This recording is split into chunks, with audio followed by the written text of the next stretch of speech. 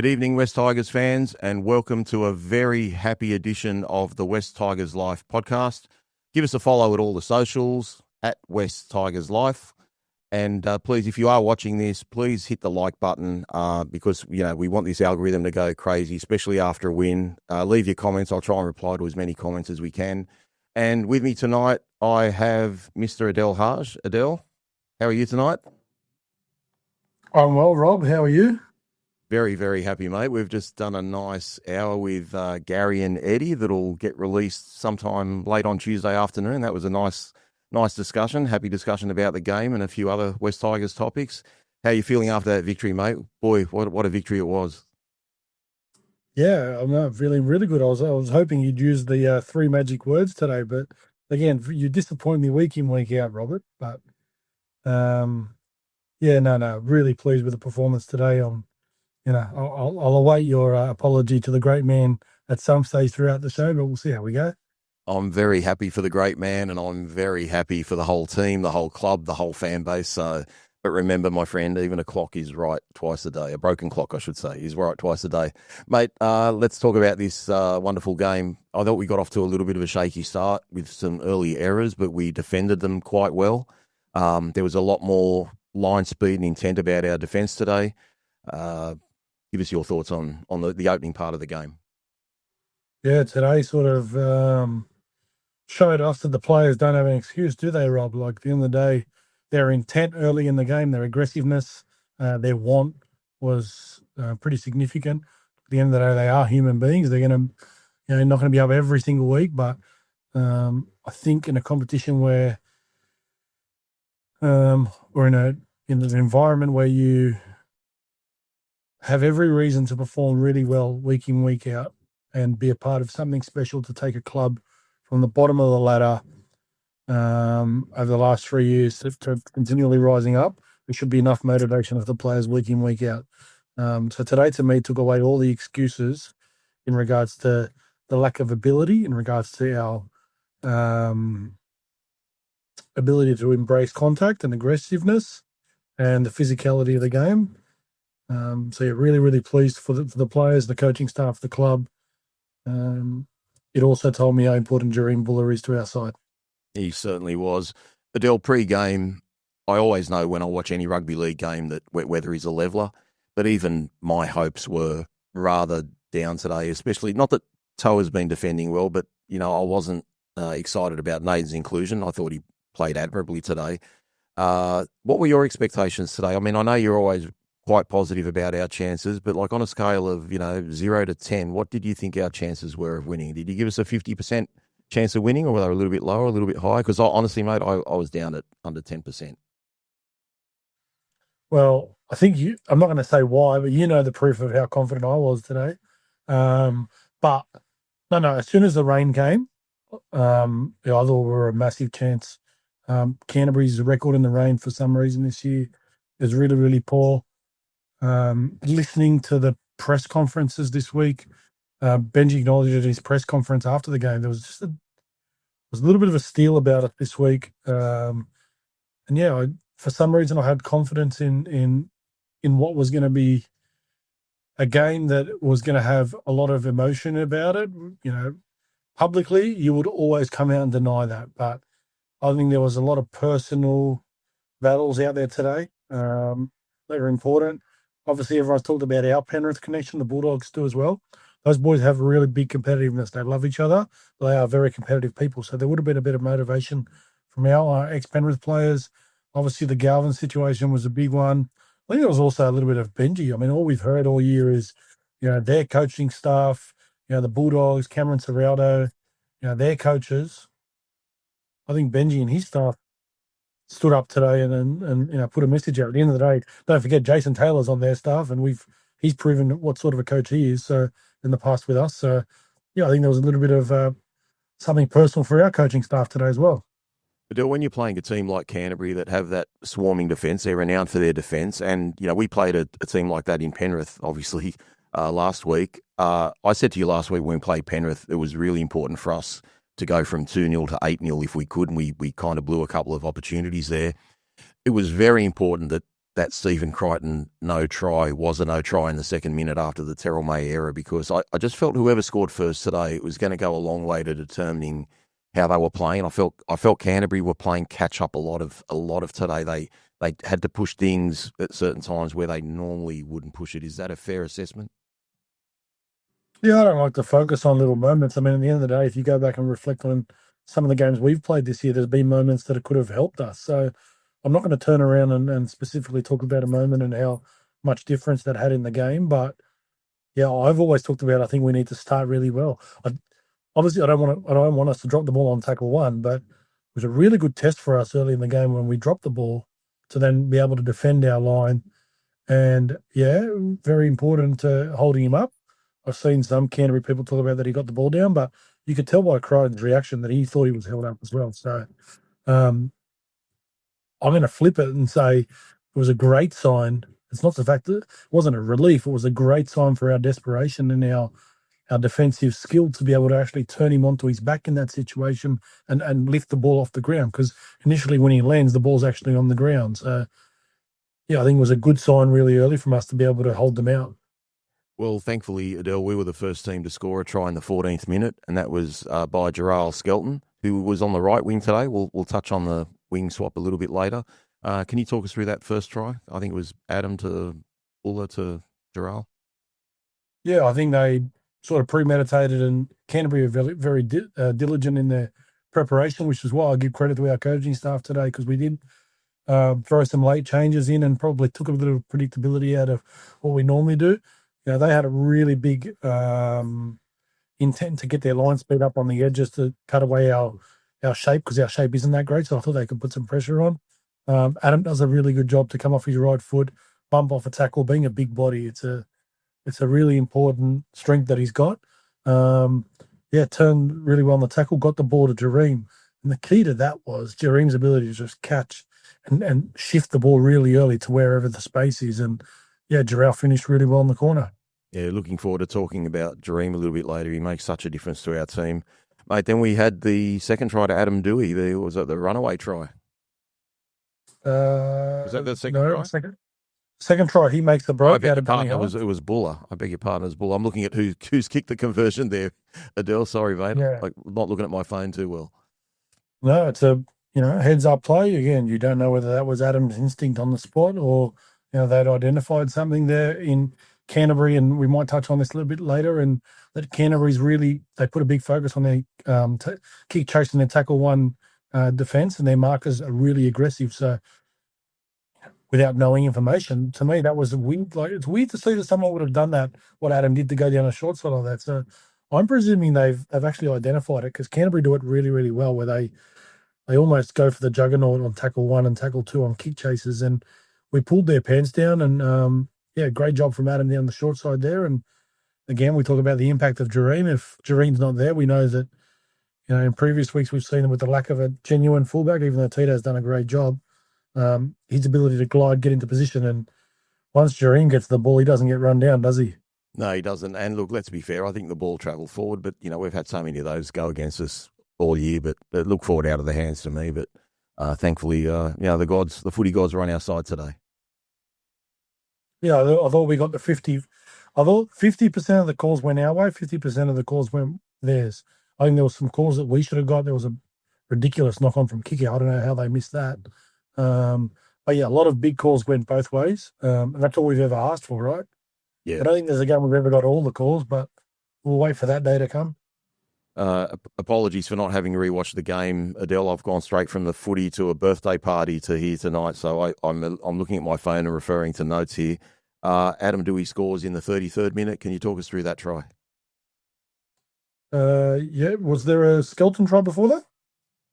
There was a Skelton try before that. How good am I going? 29th minute, mate. Glad you're here. I told you got to carry me tonight, mate. No, that was, again, without, obviously I'm going to give up as much credit as I can, but there must have been something ID'd there on a short side. To take short side of the Bulldogs. I've never seen Uppy do that in his life. So there must have been an idea to kick him behind the young winger on the left-hand side there for the Bulldogs. And, perfect execution. And Jarrell finishes really, really well in the corner. Again, grounds the ball. And, we're flying, aren't we? Mate, I couldn't believe it at that stage. It was, what was it, 14-0 or something like that, 16-0. And then obviously, now I'll correct myself, back to the Adam try in the 33rd minute. Yeah, it's a bit of pressure. Burton just drops the ball. It's a poor drop, but how many times have we seen in rugby league or in the last 3 years we're the type of team that concedes a try like that? So I'm not going to sit there and then everybody else gives the other team a pat on the back. So, what we did really well is we held them out for a couple of sets. We defended a drop ball that we had just made. So I've got to give us credit. And then the numbers on the ball, at the end of the day, if it wasn't Adam, Brent Adam was there as well. So, and Adam showed some really good speed to blow away some of the Bulldogs players. Maybe we'll just touch on this Jacob Preston try. I noticed Stephen Crichton sort of playing a bit more of that first receiver role today a couple of times. They nearly scored another time prior to that. And I think he's the one that puts Jacob Preston through the hole there. And anyone do anything wrong from our end there? I think he went through Luai and someone else. I can't remember who it was. No, but can I touch on something to be a bit to give a bit of an education to all our critical fans of the last 4 weeks? Sure, you can, well, especially if it's directed at me, you can. Everybody. For the last 4 weeks, we've criticised our coaching staff for making changes during the game and putting Staffatoa at fullback during the game where he's someone that's dynamite one-on-one with the centre. The Bulldogs did it today with Stephen Crichton, didn't they? They put him fullback in attack in good ball, and Jacob Kiraz played right centre. Yeah. So this is proof that everybody does these things when you have changes in your team. You look for the best combinations and you think it's going to be work. Yeah. So please, everybody, just when we do make changes, understand that it's a strategy, it's a ploy. If it comes off, yes, we're going to look good. And if it doesn't, we're going to be critical. But I think as fans, we need to be a little bit more positive about that. But there's my point proven, Rob. Mate, let's talk about the second half. I felt like we held on really well, Adel. I thought they were dominating a lot of the forward meterage, and it was really tough work for us. But to the boys' credit, they hung on, and we relied on a really good kicking game from Adam Dewey. How did we survive all that? How did we survive the sin bin? What were Canterbury doing wrong, or was it us doing stuff right? We don't go up 2-0 in a 10-minute sin bin period when we're down a man. Honestly, there was a bit of arrogance about us defensively today. There was an error we made. I think it was a Taylor May error, it might have been. But I heard Tito run in and say, "That's all right, let them have it, we'll defend them. It's easy." Yeah. So I think there was a bit of a mindset around our defence today. And I think as the game went on, we grew in confidence. There was a really, really conscious effort from our edges to not overcommit defensively, which I actually think in the wet, I would have liked them to rush a little bit more because it's a little bit harder to execute in wet weather with quick hands and long balls. But it looked like the plan today was to sort of hold defensively as an edge. Also, we talked about you spoke about the fact that it wasn't so much a switch from last week because Jarrell played right wing, but early in the year, Jarrell played left wing and Tito played right wing. It seemed to me like they made a conscious effort, and it could have been player driven of Tito saying, "I'll take the left side where Critter is because that's the Bulldogs' best attack side, and we'll look after ourselves on that side of the field defensively." That's what it looked like to me, at least. But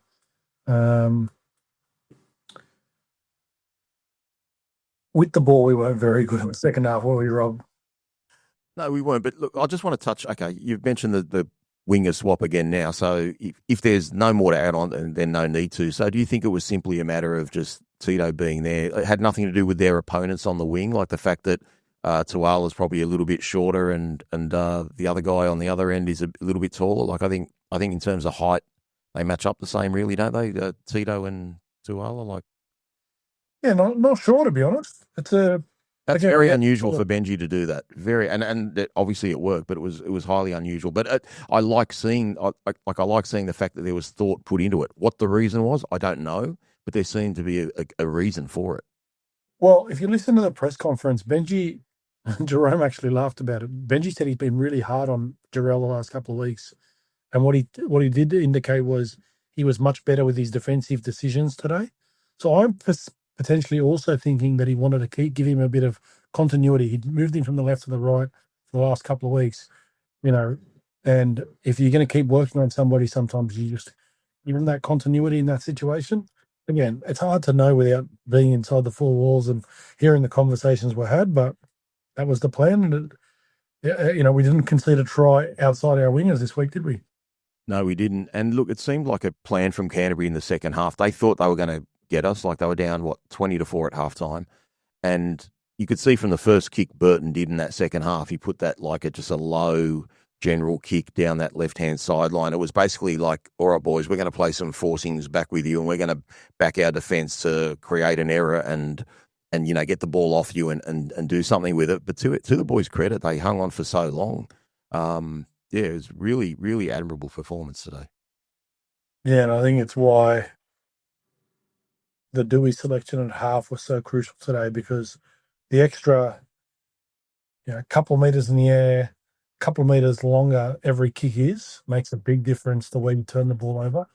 Knowing that potentially we weren't going to win the yardage today, I want to mention out of yardage, Tito is an absolute beast.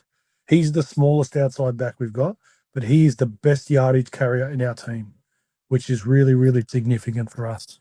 I actually don't know, Rob. Like, that second half was so weird, but I was so comfortable with us defensively. I didn't see Canterbury penetrating us, because they build their game on building pressure on you. And I think the fact that in the first half we threw haymakers at them, and every time they'd make an error, we actually capitalised on it. So, yeah, I was very comfortable in that second half, but at stages there I was a little bit concerned with our lack of ability to punch through them. I'm never comfortable, Adel, as a West Tigers supporter. Even when Samuel Afenu goes over for that try, the first thing that goes through my head is 18 the diff, we need to make this conversion and then we're home. Like, that's how scarred I am in terms of how much there was, 8 minutes on the clock. Do you want to share what I sent to you with 15 to go? You can probably repeat it, mate, because we shared so many messages. But, okay, well, tell me, when were you most comfortable? When did you think we got the game?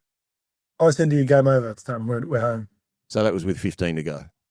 15 to go. Yeah, I've seen too many things happen in a rugby league game, No, it's purely off the back of, you could tell the intent of the players defensively. When I get concerned is when we start falling off tackles. We didn't start falling off tackles. Our biggest problem became ball handling, not defense. The moment our defense becomes a problem, that's when I start to get worried. When we fall off tackles, we miss some easy tackles. We did not do that. Even when we were struggling to make yardage, we stuck on every bit of contact. There was intent in everything we did. So, yeah, that's why I wasn't concerned. Talk us through that Samuel Afenu try, mate. Yeah, so to me, that's all Jerome Luai. I actually have watched it a couple of times now. I'm not sold as everybody else that it's forward, because I think the problem that makes it look worse is Jerome actually passes the ball as he's moving backwards, so can actually exaggerate it. At the end of the day, the touch is in line with it. So, it might have been just dead flat sideways. But look, it doesn't matter. At the end of the day, we've had calls go against us. What I will say is this. 2 minutes earlier, we run a block shape down that left-hand side. Jareen Buller looks to put a kick in behind the line, and Stephen Crichton does what he normally does, and he basically sits on his heels and he anticipates the kick because it is tackle 5. He almost dares you to try to run the ball because he doesn't want the kick in behind. Jareen puts the kicks, Crichton catches it, goes away, they make an error, whatnot. The next time we do it, we run that on that short side. To me, that is brilliant IQ from Jerome, and he knows Crichton really, really well. He knew what was about to happen. So if you actually see Jerome go to the line, he slows his tempo down to show the little kick. And then as he gets close to the line, he knows he's about to get hit by Preston. He just tips the ball on to where Critter was actually sitting back, and that's the hole. It wasn't Preston that put the pressure. It was Bailey Hayward, actually. Yeah. The other thing to make everybody feel a little bit better, the reason that try is scored is because Lachlan Galvin actually gets back to the line really, really late. And basically that's the extra number that they missed down the short side. He then does a double D, which probably would have helped on Samuela in that situation. And Samuela's finish and try celebration, for those that don't know the try celebration, to me, yeah, it was probably the first time in the game I actually showed emotion watching the game. It was really good how low Samuela got down and made sure that he was going to slide over the line if he was going to be short. Do you want to talk about both parts of those try celebrations at all, Adele? Or we had the claws out at the beginning, which was that's all I'd seen. I didn't really see the extra part of it till other people have pointed out to me on Twitter at about 5:30 this afternoon that there was a little bit more to it afterwards. No, everyone can look for themselves. Yeah, I think to anyone with Arabic origins, you'll enjoy the end part of that celebration. Let's just say I'm guessing Samuel has been around his Lebanese girlfriend's family lately. Yeah, I'd say so. Again, it's not to touch on Canterbury's last try because it really doesn't matter in the scheme of things, but I just want to point out two things. One, the amazing effort of Adam Dewey to actually get his hand to the ball and almost cause it to be a no try. And the second part of that is just how upset the whole team looked for letting in that try in the last minute. They just had that look like we had when, early in the year when Parramatta scored their consolation try in the 80th minute, when Newcastle scored their consolation try in the 80th minute. They didn't look like they'd won the game, and I actually enjoyed seeing that they were disappointed about that. Yeah, absolutely. I think it's a significant thing. I think it's something you show in video about playing till the end of the game, and you highlight that from a Dewey perspective just as much as everything else he done in the game, because you never know. At some stage in our near future, that sort of effort could save us a game. I want to be critical as a coach. I'm sitting there giving him the biggest rap for 99% of it, and I'm educating the whole team, and this is probably the biggest problem in the NRL that pisses me off with footballers is when you are defending, it's the equivalent of attacking. So if Adam actually tries to ground the ball, it's the same result. So defenders, everyone tries to hit the ball dead. I always say to players, when you are defending, it's just score the try because you get the same result. It's easier to score a try than hit the ball dead. Adele, let's talk about the changes Benji made today. So I think there are actually too many to mention. I've mentioned the wingers have swapped side. Obviously, Buller's back in the team. Naden's coming at centre for Toa. Was Toa dropped or was Toa injured? I'm not sure. We're not sure about that one? I'm not sure. Look, I'll say this. If he was dropped, I'm really impressed by it because he was there. He was around it. He was excited. I've seen him in the sheds on the sideline. So, yeah, happy with that because I'm really big on that from a team perspective. I think he was ruled out. I reckon they've the injury that he's had, they've just decided with the bye next week. This is my perception, but don't take my word for it. If he was dropped, Rob, he would have played New South Wales Cup yesterday. All right. And further to that, Adam at halfback, Sione into the back row. There were changes galore there. So it just seemed like Benji really had a plan this week, and it worked. Oh, Latu's back to the bench. Latu back to the bench as well. So are we criticising the changes or are we not? We can't criticise the changes. They worked. They absolutely worked. Should I share what I said to you pre-game about Latu going back to the bench or not? Yeah. And you know what? Like, for me, if all we're asking for him is to have a plan, whether the plan goes right or goes wrong, you can't be critical. You can be critical of a performance. You can be critical of a result. But if what everyone wants to see is a plan, well, obviously he's had a plan in the past. Just because it doesn't suit what we'd like, it doesn't necessarily mean it's right or wrong. But I don't think everyone can have it both ways because at the end of the day, people were being critical before the game of the changes.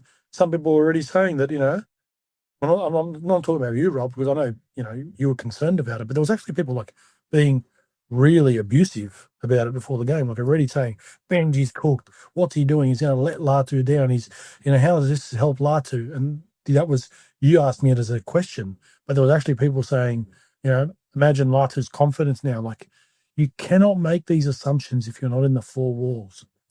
And I said it on the other podcast we did, how do you know as a fan that, Latu, who's played barely any football in the last 3 weeks, when he has his coaches meeting every, after a game with the coaches, he doesn't turn around all the performance staff and say, what, I'm feeling a little bit tired. I'm a bit fatigued. I haven't played this much football.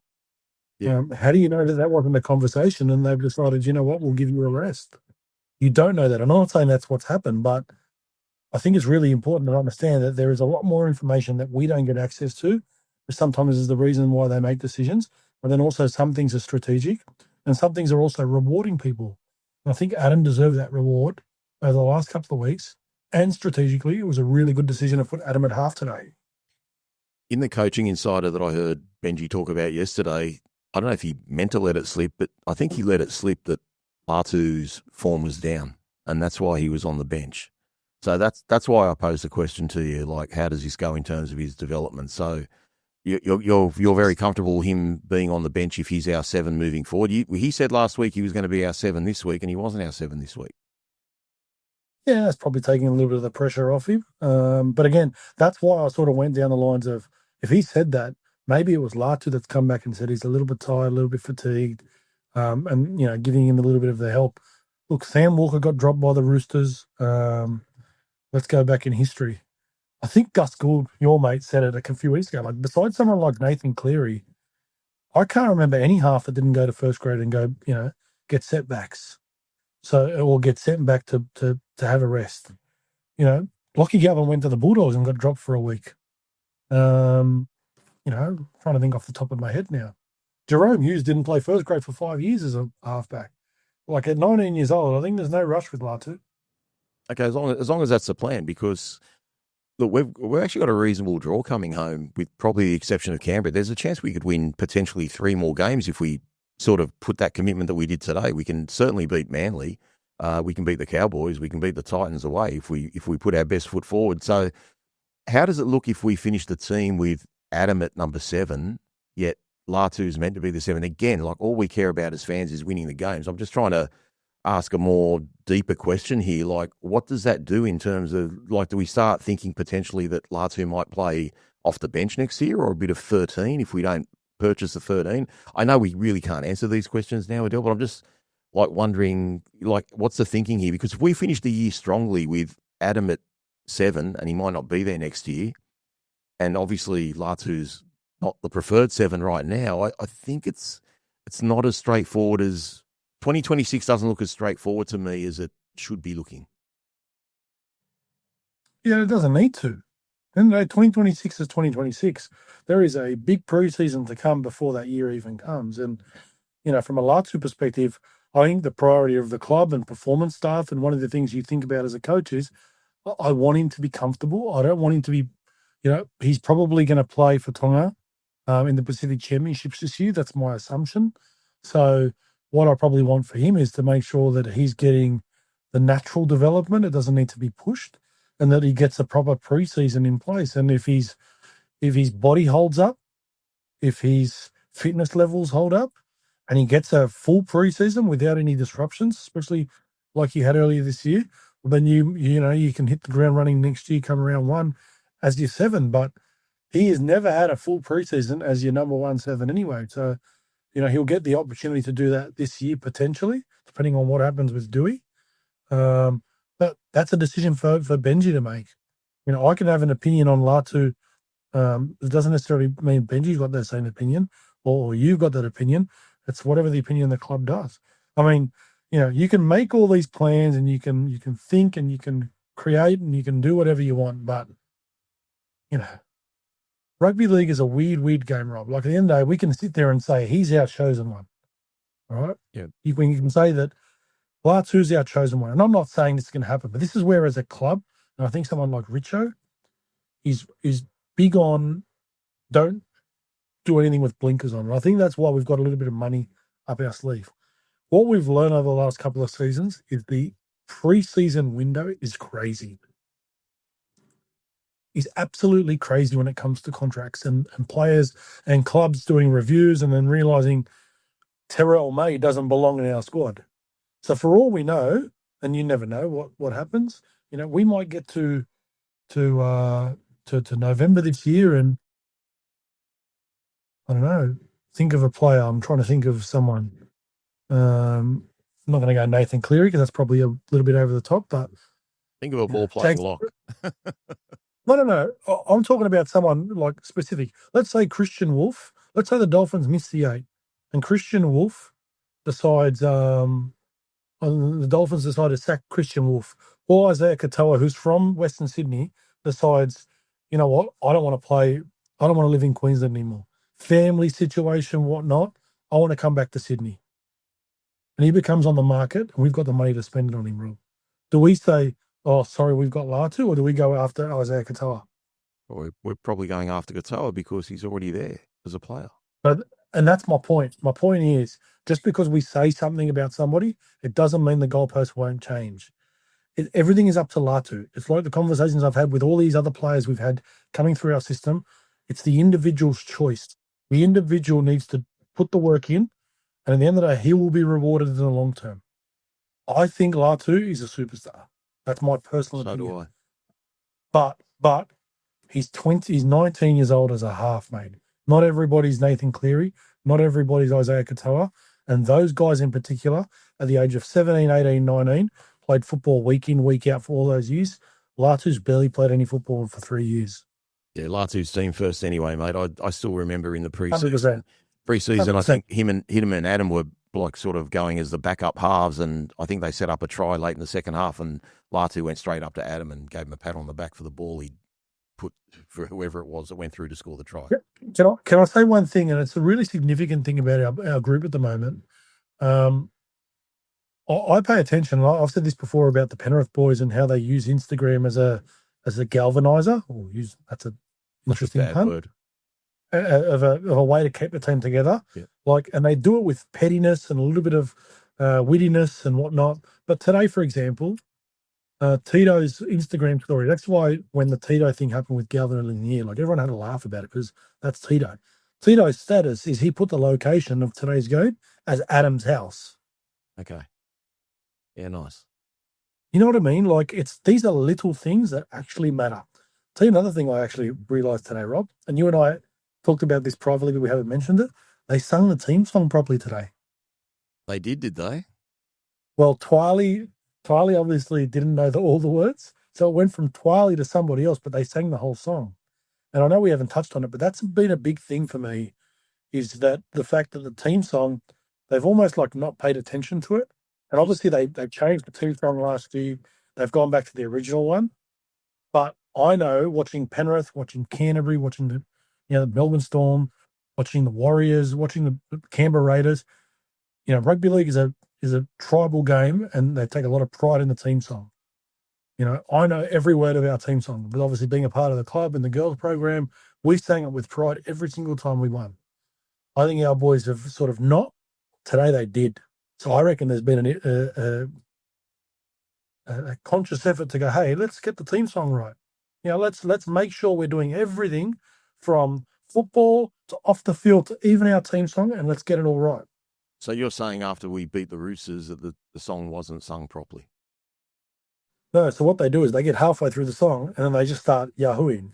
Whereas today, where they normally get to, Twiley actually points to somebody else. I'm not sure if it was Dewey or Seyfarth, and he keeps going with the song.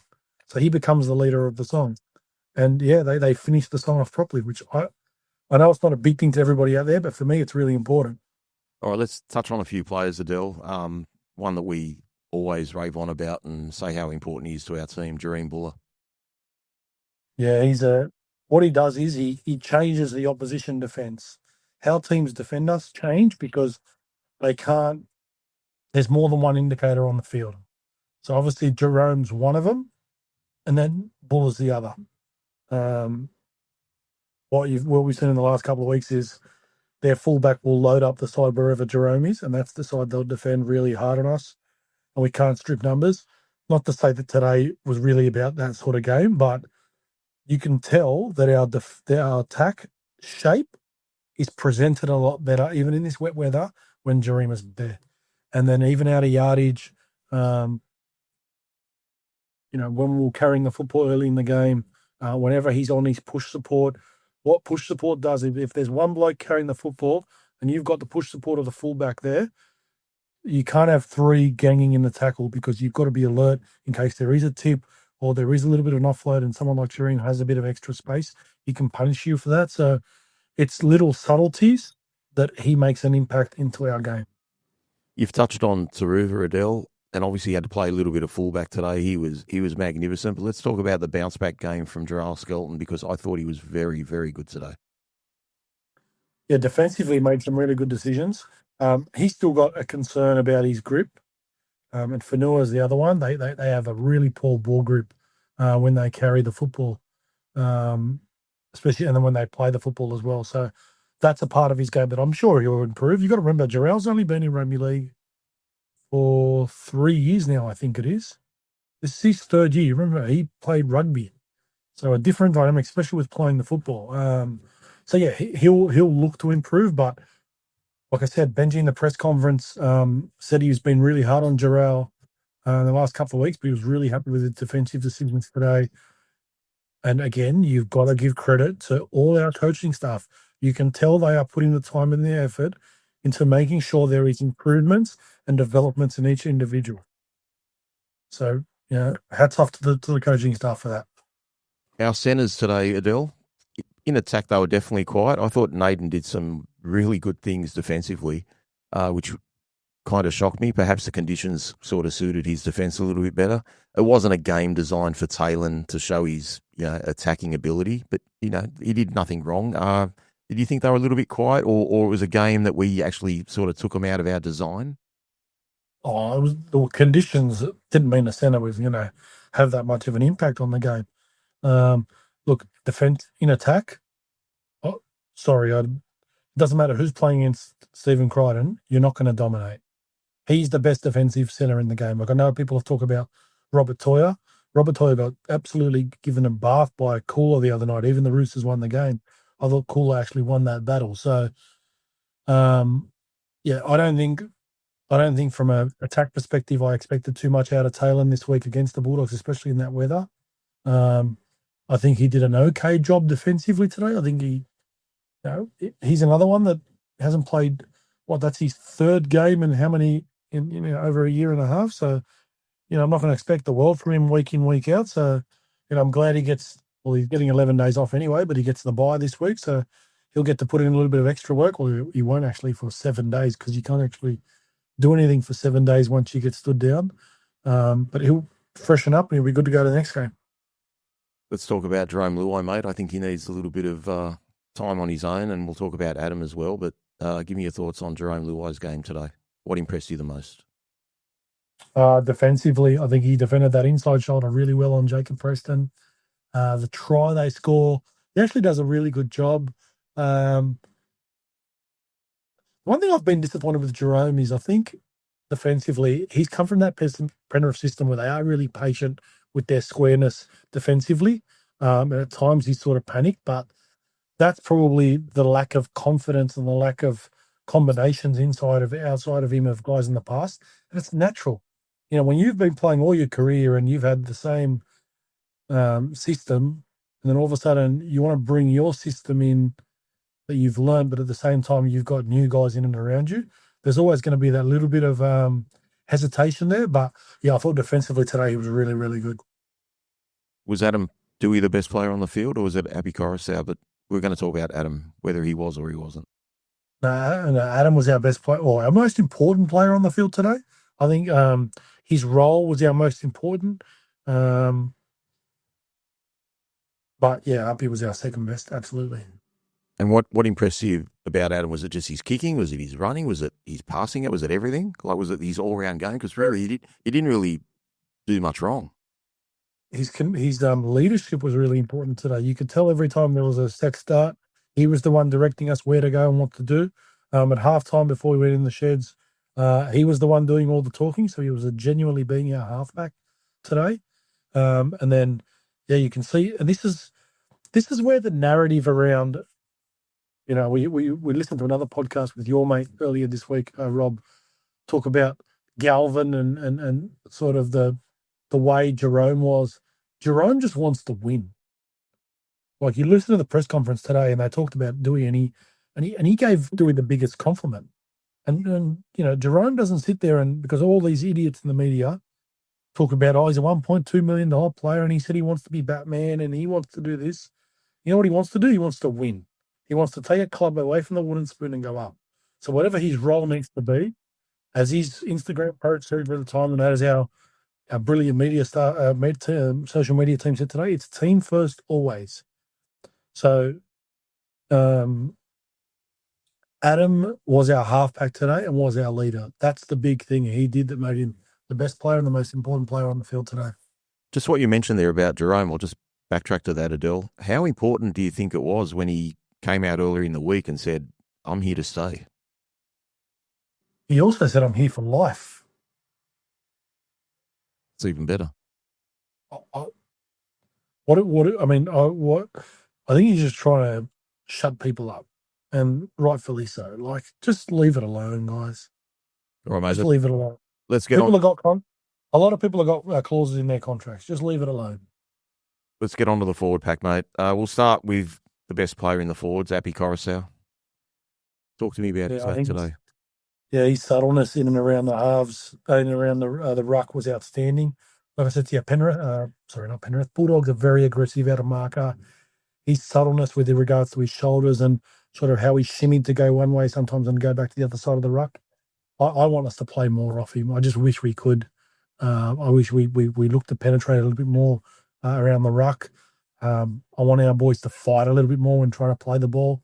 I want us to try to find our front with our impact. I think we're a little bit too high in the contact. And I don't know if anyone can see this.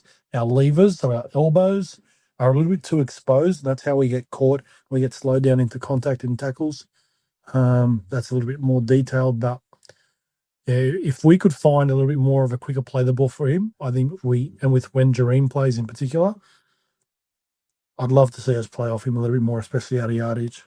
You got anything to say about our props, May and Twal, today? I think Terrell needs a break. I've said it for weeks. I wish he comes off the bench one week. I'm guessing he doesn't want to do that, but I'd love to see him come off the bench. Did he play 80 today, Rob? I can look that up for you. I think he did.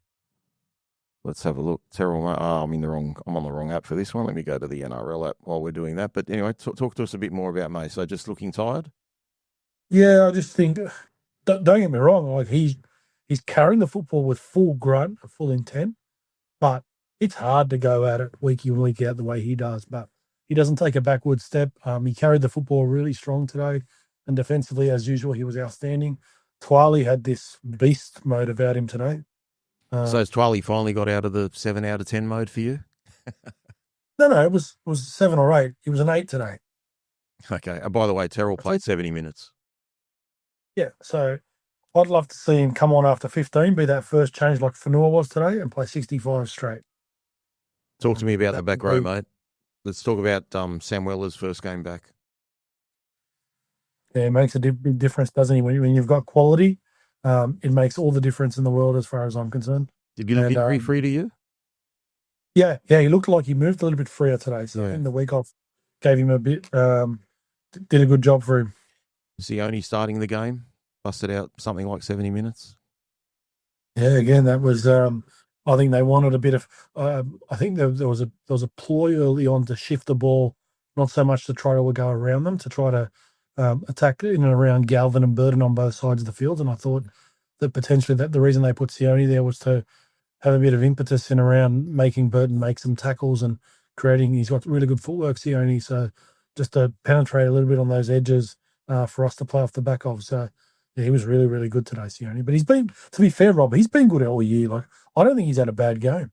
No, I don't think he's played badly. I just get confused about what his role is sometimes. I see sometimes he plays big minutes, or sometimes he's off the bench, sometimes he starts. Like like I mentioned 2 or 3 times now on these podcasts, he started against Canberra, and I thought he basically said, I'm deserving of this starting spot going forward. Yet the next week he was back on the bench. So look, he's playing well. That's all that matters. Benji's managing that. Look, I haven't rewatched the game. Take out the brain fade of 60 seconds of Alex Seyfarth. How was the rest of his game? Because I really wasn't paying too much attention to him. The fact that I didn't notice him kind of meant that he was probably going all right up until he gave away the penalty and then got put in the sin bin. I loved what he did today. He really antagonised Reece Marnie early in the game. Even to the extent Marnie gave away a penalty against Terrell May. Look, I know I'm critical of Seyfarth, but I actually didn't think he did anything wrong in that tackle. How many times do you see blokes trying to push off guys? I know he sort of hit him in the side of the head, but you see it in every single tackle. Max King gets up and slaps him in the head. That's just not on. I think it's the wrong call. I don't care what the commentators say. I see it in every single tackle, and blokes don't get up and slap blokes in their head. So, Yep. I think that's the only thing you got to ID as Seyfarth is he gives away penalties, and I think referees do their scouting on that, so they would have noticed it. So you got to be careful. What do you think of our bench, mate? In particular, just start me off with Royce Hunt, and then if you want to talk about anyone else on the bench, you're welcome to talk about him. I think Royce Hunt's done now, unfortunately. I don't think he has a role to play for us at all anymore. I just think physically, he's not capable. He's got no lateral movement. It was pretty clear to me straight after half I took him off. I think Benji hoping to see something out of him, but there's just nothing there, unfortunately. Anyone else on the bench you want to mention, mate, or we'll leave it at that?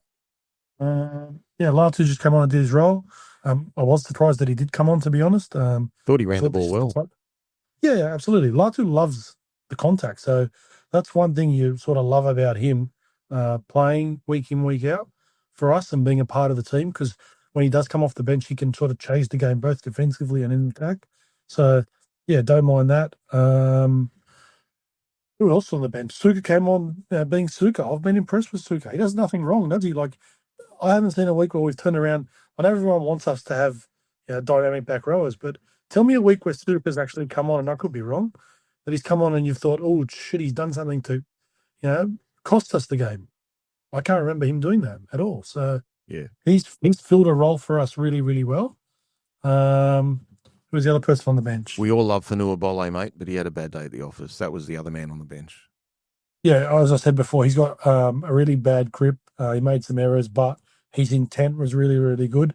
You know me, Rob, I like to look at both parts of the game, and I thought defensively he was actually really, really good. Sometimes he's gotten a little bit lazy defensively, but I thought he kept moving today really well, and he did a really good job for me defensively. But yes, attack, he made some poor errors. Yeah. You'll know that. Well, hopefully it'll be better, Adel, because he has kind of had a couple of errors a game lately, and that's not normally with Fanua. If he has a bad game, he bounces back with a strong game the next week. There's just been a few errors starting to creep into his game. I hope that doesn't become a regular occurrence.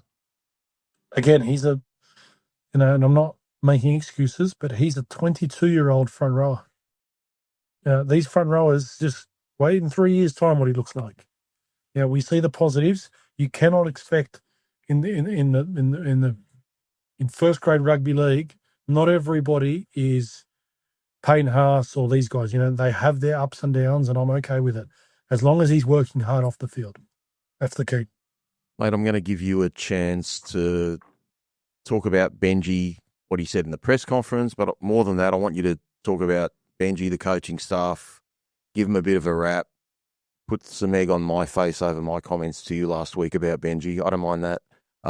Just give him a bit of praise because, mate, I'm the first one to bash him when I see a mundane performance like we showed against Penrith, and we look like if the game went for 4 hours, we weren't going to score, and then you see what you see today in miserable conditions, and we score 24 points with a few missed goals, to be fair. I think we missed 2 kicks.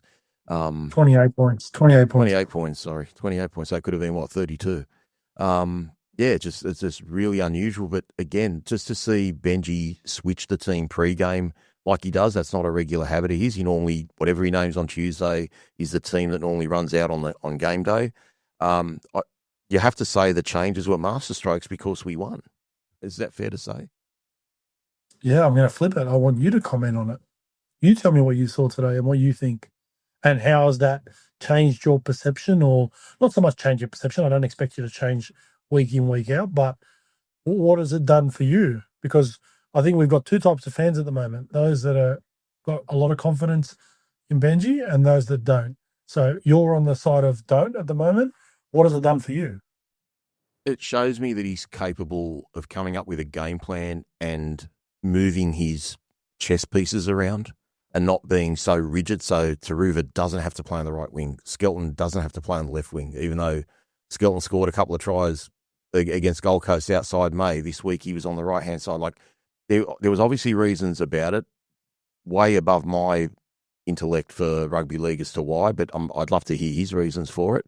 But just the swapping of Latu back to the bench, which I personally I don't think that's good for his development as a halfback. I don't want to be a hypocrite. I said last week I'd rather lose by 50 points today, but no, Latu's my halfback for the rest of the year, and he's going to be the halfback next year, and let him have this rest of the year as a learning curve. But Now, looking on that performance today and thinking, I honestly think we can win 3 out of 4 last games. So it's changed my perception, Adele, because if you asked me last night, how many more games are we going to win for the year? I would have said 0. Now there's You told me 0, and I told you we wouldn't. Well, I'm being honest, mate. Look, one thing I'll always be, mate, is I'll be honest with the listeners, the viewers. I'm not going to sugarcoat stuff. And, if I think something's shit, I'll call it shit. And if something's great, I'll call it great. And Benji did a great job today. And I've always said the worst team in the competition needs the best coach. It doesn't need a coach learning on the run. Today I saw a coach that it's only probably because of the positional changes pre-game. That shows to me there was strategy. Like there might be a strategy when he names his team on Tuesday, and we can't tell that there's a strategy because it doesn't change prior to the game. But when you move so many different players around, granted one might have been from injury due to stuff at Toa, but he's been carrying that arm for a month, mate. I don't think Toa's that bad a play. He was so good earlier in the year. I just found I think he was playing injured. So I'm going to give Toa a little bit of a sort of pass there. But what he showed today and how we played, it showed me a lot, but it also did show me it's nothing to do with coaching, Adele. I lost a lot of confidence in the fact that our forwards weren't making meters, and I still believe we need some personnel in the forwards to, like you said, if Royce Hunt isn't the guy, we just can't be putting the workload on Terrell May. As you said, he looks tired. He's still busting out 70 minutes. Fanua's not always in peak form. Like, there's really not much there, in the forward pack. I feel we're 3 forwards down at least a lock and 2 props. So if he can get a win against a top 4 team, okay, and I stand corrected, but I think there was a stat that came up on the news that against top 4 teams, we hadn't scored more than 14 points all year. And what did he say? We've scored 28 points and in wet conditions. So I've got to give him a rap. But am I sold? I think he needs to be this coach every week. He needs to be the one going that extra mile, and he probably is going that extra mile. It's just this week I could see it because it was physically there in front of us. Am I being harsh? Am I being critical? Am I keeping my cards close to my chest? No. Look, at the end of the day, everyone's entitled to their opinion. Our great mate Eddie from the West Tigers podcast made a great point. He's still here in the background listening to us, mate. Record this show before we go out for a drink. Yeah, he made a great point. And you can go to other sports, but North Melbourne, the Kangaroos in the AFL have been absolute dog shit for 4 years. Their coach is a 4-time premiership winning coach. And they are dog shit again this year. They are still going terrible. At the end of the day, we need to judge Benji when the full reshape of our roster is done. And that, truthfully, will be at the end of next year. I'm the biggest Benji defender, as everybody calls me. At the end of the day, by next year, as long as we don't have a catastrophic injury like the Rabbitohs have had this year, like idiots out there criticising Wayne Bennett for the Rabbitohs season, like their injury toll is ridiculous. If you have an injury toll like that, it doesn't matter what coach you have. As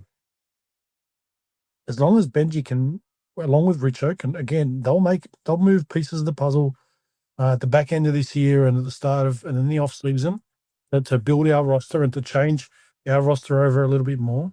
And it might be including Dewey. Like, at the end of the day, they may have sat there and decided Dewey's just not the person they want in the club.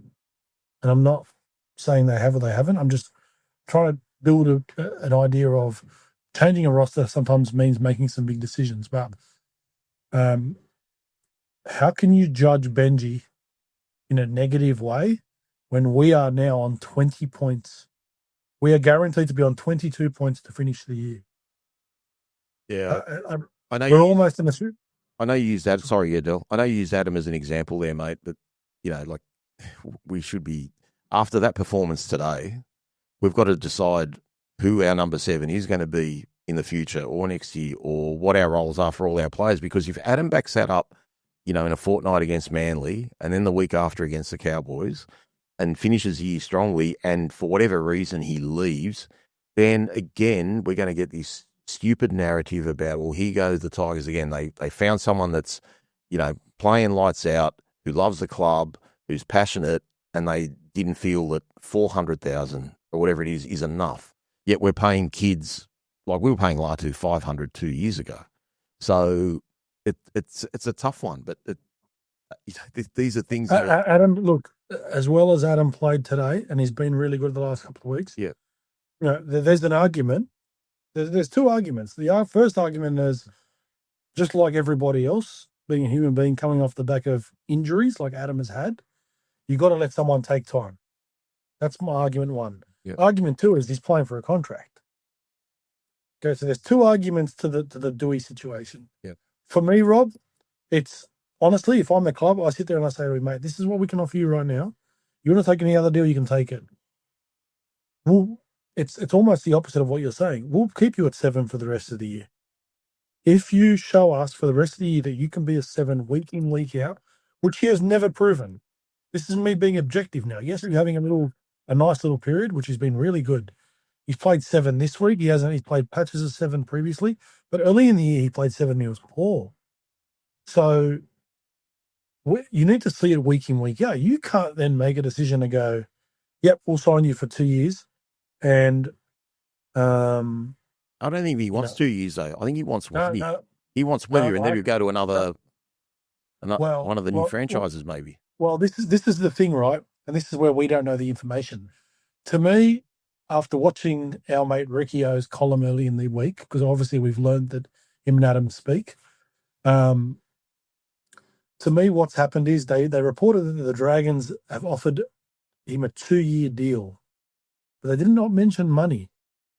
So to me, potentially, it's not that he wants a lot of money, and it's not the fact that the Dragons are offering him more money. It's the fact that they're offering him 2 years. So in footy terms, a lot of people misunderstand this. Players want security, not so much money. If you offer me $400,000 for 1 year, and another club offers me $700,000 for 2 years, yes, I might be getting less a year, but I'm actually getting more money guaranteed. That's the whole Jamal Fogarty argument at Canberra, right? Yeah. So potentially it is that he wants 2 years. It's not so much about the money; it's about the security. So again, without being involved in the conversations, it's hard for us to speculate. But there's also a salary cap there. Like if you've got Jerome on a certain amount of money and you're paying Latu that money, and regardless of whether you like that or not, you are paying him that money. He's contracted, and you've just re-signed Uppy. And to me, Jareem Bull is a priority. I'm sorry, it doesn't matter what Adam's doing. You cannot overspend on him. That's the truth. Yeah, fair enough, mate. Let's look ahead to these. We got a bye this week, so that's another freshen up. I'm guessing it'll help with Toa, and wouldn't hurt to let Buller's hamstrings get a little bit better and get a bit of rest. How do we look matching up against Manly in a fortnight? Yeah, it's going to be an interesting one. Obviously, I think a lot of us thought that potentially Makasini might debut. I wouldn't do that against Manly. I know on the other podcast I actually said we would, but having a think about it, if he was to come in, he'd probably play right centre against Cooler, which I probably wouldn't do, and he would have to play against Turbo on the other side. But in saying that, he's shown, mate, some of the stuff he's done has been unbelievable. I don't know if anyone watched the Behind the Raw podcast. It's obviously the player that Jerome wants to see debut is Makasini, because he's, I think Jerome's entitled to have the opinion that he has, being around the Panthers for so long, about the ability of Makasini. So, it's going to be interesting to see what happens and who we pick. I think it's a nice situation to be in a couple of weeks' time, coming off a win, to say that there is going to be Toa available. Big game for Manly next week. They've got the Raiders in Canberra. End of the day, if they lose next week, I reckon playing us is going to be almost the finals berth, almost their biggest game of the year, because then they play the Dolphins the week after, who they're fighting for a top 8 spot with. So, yeah, I think the performance against Canberra for Manly next week could have a big impact on the game against us, because if they lose next week, the pressure goes back on Seabold, because we know the media like to go after Seabold. And then obviously the Cherry Evans situation, the media will hammer them. So that'll be very interesting. Is there a world, Adel, where we can move Taylor and May to right centre and debut Makasini at left centre against that Manly game, and put Tito on the left and Skelton on the right? I don't want to go in with benign products. Benign, like Naden did really well today. Naden will get chewed up by Collar. Like, he'd absolutely get destroyed by Collar. Like, I would rather... I'd rather have someone like a Taylor May marking him. I think Taylor May could handle him, and I don't think Turbo Tom Toroyevich isn't what he was even a few months ago. I think Makasini could probably handle him too on the other side. Look, I'll say this: it was interesting listening to Benji's press conference today. He actually said in the press conference, "There's no point in debuting people for the sake of debuting them." So I think potentially, even though I think they've veered away from debuting Makasini this year. It looks like to me. I hope you're wrong. I hope you're wrong with that thought. I really do. Well, yeah. I mean, I want to play him, but then you trust the club. They know what's going on with Makasini. There could be conversations with the management, with the player. You know, the guy's still playing school rugby at the same time. So it's kind of a weird one. But look, I mean, at the end of the day, Rob, how do you change a winning team? I don't think you do. Not to debut someone. But if Toa's available, if Toa's available and he's fit, they'll play Toa. But I'm saying if there's a choice between Naden, who you would arguably say won't be at the club next year, or Makasini, I'd go with Makasini. I would, because I'm a daredevil and I like to sort of throw caution to the wind like that. And I think he's ready, but can also understand the conversation of not, especially if you're winning. Like, you've just won a game. If you go and beat Manly, I know the game everyone's talking about is the Cowboys at Leichhardt would be nice to debut in, but if you go and beat Manly, well then the only other thing that I could think of, I think back to Benji debuting off the bench, Chris Lawrence debuted off the bench. Do you do that? Do you go and put him on the bench? Interesting. Yeah, it could be the case. Mate, what are your thoughts on the rest of the games for the year? Can we win 3 out of 4? We can't make mathematically we could make the finals. I don't see us making the finals. I think the Dolphins get in, but the Dolphins. But we're going to finish a lot higher up than I thought, and I hope I'm not jinxing that. But yeah, I just can't believe we got the victory we got today, Adel. And I say this with the utmost respect, with the forward pack we've got, given the fact you just said Royce Hunt probably doesn't belong anymore, and there's a few other guys that are just sort of no frills forwards there. We've only got a couple of really strong forwards in there. We're going to come up against that Manly pack. We've got to hold that pack. Like they bullied us last time we went to Brookvale, and that was only 5 or 6 years ago. That won't happen. That won't happen against Manly. That was a weird night, that one. And correct me if I'm wrong, Jerome didn't play that day, did he? No, Jerome didn't play that day. He'd been in hospital. He pulled out that morning. Correct. No Jerome, no Jareem. We are Jerome and Jareem playing. We are a different football team. Jareem playing, we're a different football team. As long as our guys are healthy, touch wood, we'll be fine. And I said to you this before the Penrith game. We've got 6 games to play. I wanted us to win 3 out of 6. I said it on the Riccio podcast, and I think that's a good result for us. We've won 1 out of 2. We've got 4 games to go. Let's just win 2 out of 4. I don't even care, because don't forget, everybody read off the Canterbury game as a win, as a loss. As a loss, yeah. So for me, it's attacking these last 4 games. 2 out of 4 is a pass. 1 out of 4, I'd be disappointed. 3 out of 4, outstanding. Let's go. Let's attack it. Like, why not? I should mention to you, mate, I never told you this during the week. I got a text message from David Riccio asking what happened to your Twitter account. So people are watching you, mate. Yeah, so just to address that, I just had some conversations. There's a little bit going on at the moment. With me, I can't really touch on it too much football-wise, but yeah, I just made a decision to get off Twitter for the time being. Well, we miss you anyway, mate. Hopefully for the long term, to be honest, that'll be the ideal result. Yeah, of course, mate. Anything else you want to touch on before we say goodnight? I guess we'll address the NRL. Give the NRL. You know me, I'm the biggest women's rugby league person. Okay, let's talk about the girls' game, mate. What was that? 34-4. Yeah, 34-4 against the Roosters. Look, thank God for the weather. That's funny. You literally just said that, and a women's Roosters player, just messaged me. So let's move her out of the way. It's funny how things work. Thank God for the weather. Look, I feel our girls don't stop trying. I could not compliment the team enough. But, the class difference is ridiculous. Lasana Lutu was a late withdrawal. She actually withdrew on game day on the weekend. So Hopefully she's available next week. I know the girls don't actually watch this podcast, but Bucky, if you're watching, speak to you soon. It's going to be tough for them to finish this year. Like, I'm feeling so sorry for them. They've had 3 players out for the year.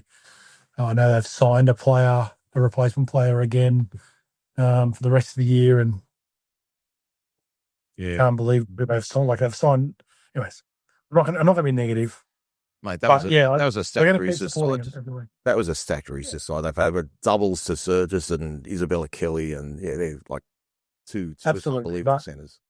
Look, they've made a change. They've brought in a new head of NRLW. So Richo's, and I know that Richo's not just push the NRLW aside. He's making changes, and he's really pushing some buttons and trying to find out why, because he doesn't accept us losing, and I think that's another sign of really good leadership. They've appointed a new head of NRLW. I think I already said that, repeated myself. But that's a significant change for the program. So, let's hope we see some changes. Well, you're going to ask me? No, I figured not. I thought you were going to ask me about me, but no. No, not at all. I was going to ask you, what would you like to talk about next Sunday night? We've got the bye coming up. Well, I'll break it to you now, Rob. I'm having a weekend off. Okay. Well, you probably won't hear from me next week. So all the haters out there that don't like me, you'll have a week off from me. Oh, well, Adrian Tripadina loves you, mate, but he has been a little bit critical of your defence of things the last few weeks. Who are some of those people? Let's give them a shout out. Who's the other guy that always rips in on YouTube about Benji? Damien Anderson. He'll have 3 comments. Yeah, he'll have 3 or 4 comments. He's helping the algorithm, man. You know what we got to do? At the end of the day, you can tell he's someone that loves the club, but what I want to do one day at the end of the preseason, get all these people in a room. Just g'day, say g'day. Yeah. It'll be good. All right. Well, look, we will come up with some sort of episode without you next Sunday night. That we'll make sure we advertise that. Thanks to everyone for joining us tonight. Thank you, Adel, for joining us. Please give us a like and follow on. If you really like this show, just give us a like, please. We can't ask that enough. We see 2,200 views and we see 64 likes. So if you're watching this show, you're doing us a favour if you can give us a like. Have a great week. Enjoy this win. What a great win it was. I know it's going to be raining most of the week, but I think in terms of Tiger Town, it's sunny skies all week. So you all deserve this win. Very happy for everyone in the club. Well done, Benji. Well done, team. You put a bit of pep in our step.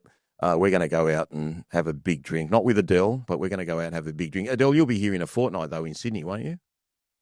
Coming to Leichhardt, obviously, but I want to get down to Allianz for the Manly game. Well, if you get down to Allianz, you come and sit next to us in the studio. We'll get the 2 of us and then 4 of us. I actually had another friend who you don't know, not the great Basharas, actually said to me, mate, you need to come to every the club. We've never lost a game when I've come to Sydney. That's true. Oh, well, you're here in a fortnight then. Yeah, if there's any rich millionaires, maybe Uncle Harry Trickerboff, if you want to sponsor me to come down to every home game, we're happy to do it. All right, Adel, thanks again for joining us. Have a great week, everyone. Don't forget to join us from the Orange Grove Hotel on Wednesday night, where we will absolutely milk the crap out of this show. Thanks again. Good night.